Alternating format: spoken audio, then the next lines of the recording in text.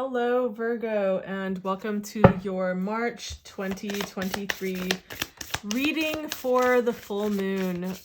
We have the full moon happening just a few days after the beginning of the month. The monthly readings are already out, so you can check that out. We're going to be looking at the themes that are coming up. These are shorter readings, so we're really just looking at what area is pulling your attention to look at and what kinds of spiritual advice is coming through. We're definitely going to use my new deck. I mean, how often do I have a new deck? Pretty often, right? We know that I'm a deck whore. So let's take a look at what is coming up in terms of your spiritual advice and like how to navigate this. And I'm feeling like it was this one here. There we go. Pentacles and Pentacles.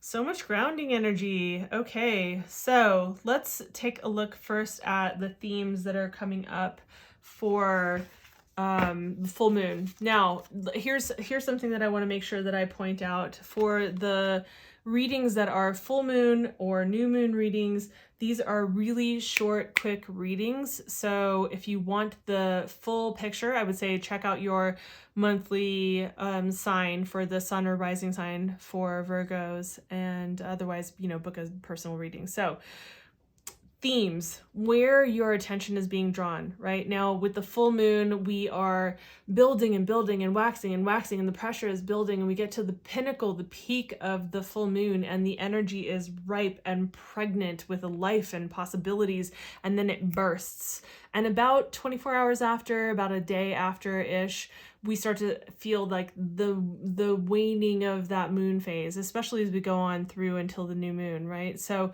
this is the phase that we're in. And from the pop and moving forward, there is the like paying attention to what loops need to be closed, what things need to be released. Now we have a couple of things showing up for you, right? We have Chiron and the 9th house. So Chiron is often thought of as like the wounded healer, but Chiron is also the alchemist. Chiron is the botanist, the healer, the teacher.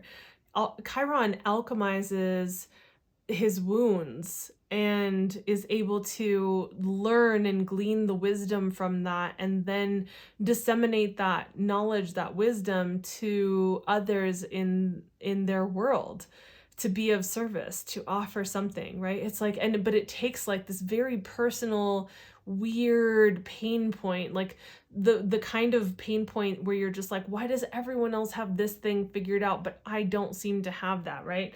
And it's interesting because we have this showing up with the 9th house, right? And the 9th house has to do with like, this can have to do with like foreign travel, foreign relationships. Like it doesn't mean like going to another country, just outside of your environment. So like longer distance travel, also teaching and learning. So there's a connection between like being the teacher because of what you've learned through alchemizing your wounds, and then also going through this process of like learning and teaching, right? And also exploring and expanding and wanting to know, right? So I feel like for some of you Virgos out there, there is this kind of studious vibe, and there's also this like I feel like you guys are alchemizing the lessons, like you're still integrating them, you're still working with them. And I feel like,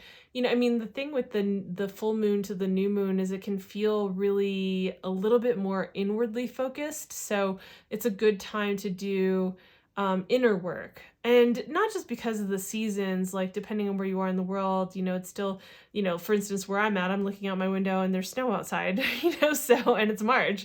But, depending on where you are, it's like, even if seasonally, like maybe you're in New Zealand and it's not like that, that's okay. But it's just like, there is this, we have our personal seasons and the moon phases that happen every month through all of the seasons.